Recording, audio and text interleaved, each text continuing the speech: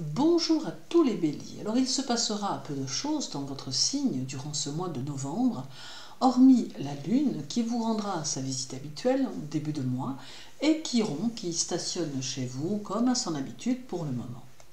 Chiron sera donc chez vous tout le mois, stationnant dans le 12e degré et demeurant totalement rétrograde. Et le 6, il sera conjoint à la Lune. Alors cette promiscuité entre Chiron et la Lune aura sur vous un effet très particulier puisque cela va affiner à l'extrême vos sensations de manière très instinctive, vous permettant de percevoir les vibrations qui vous entourent dans chaque situation. Puis, du 2 au 9 novembre, Chiron sera au carré de la lune noire, amenant la nécessité d'un réajustement dans vos relations aux femmes, et cela que vous soyez un homme ou une femme. Alors ce carré peut amener quelques tensions avec les femmes de l'entourage, allant de la mère en passant par la fille ou la sœur, mais peut aussi impacter les relations amicales ou sociales féminines, avec quelques coups de griffe à gérer. Vous l'aurez donc compris, ce peut être une phase un peu bouillonnante qu'il vous faudra passer. Le 5, 6 et 7 novembre, la Lune sera chez vous et elle aura tendance à rendre vos élans combatifs plus fluctuants, apportant une sorte de retenue qui impactera votre sens de la décision et votre tendance aux innovations. Alors peut-être aurez-vous moins de ressorts. Peut-être vous sentirez-vous plus fatigué. Quoi qu'il en soit, ce sont peut-être 3 jours durant lesquels vous serez moins combatif ou combative, bien que vous conserverez votre autonomie et votre esprit d'aventure. Il vous faudra souffler un peu avant de pouvoir repartir de plus belle. D'ailleurs, le 6, la Lune sera au sextile de Mars et au carré de Pluton, permettant de garder au fond de vous votre dynamisme et votre besoin d'activité qui sauront se réveiller une fois le 7 passé.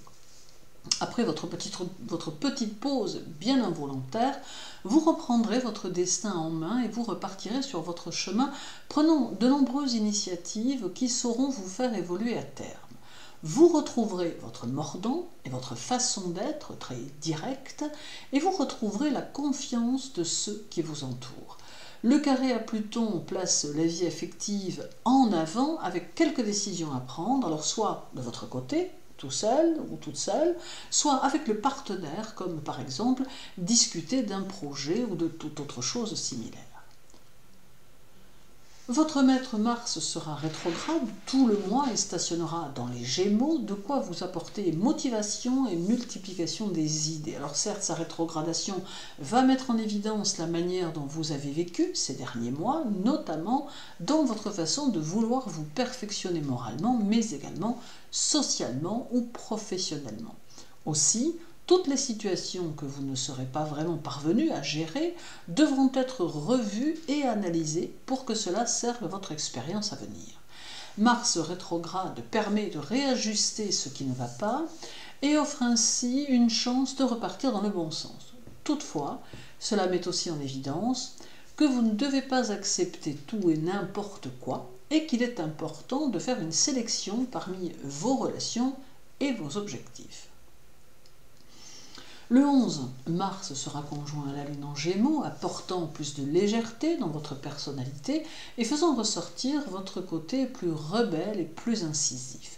Cette conjonction va vous donner des envies d'ailleurs, mais aussi un besoin de voir votre situation sociale évoluer, car l'ambition va se montrer plus importante. Vous serez porté vers de nouveaux projets, à moins qu'il ne s'agisse pour vous d'étudier de nouvelles possibilités qui serviraient votre évolution professionnelle actuelle. Le 19 novembre, Mars sera au carré de Neptune, ce qui peut entraîner un comportement plus explosif et une attitude plus fougueuse et plus détonnante qui vous poussera à sortir peut-être un peu des cadres. Vous serez dans l'instant présent et aurez à cœur de vivre chaque instant à fond. Néanmoins, Neptune peut vous inciter à trop de confiance, notamment envers les autres, ce qui peut vous conduire à de possibles déceptions. Il est donc souhaitable de demeurer dans la prudence, tout en tâchant de discerner vos interlocuteurs et plus particulièrement leurs intentions. Puis il y aura le 28, où Mars sera en trigone à Saturne, et le 29, où il sera opposé à Mercure en Sagittaire. Alors, le mois se termine sur une note plus impatiente, d'autant que vous serez peut-être plus irritable du fait de l'opposition à Mercure.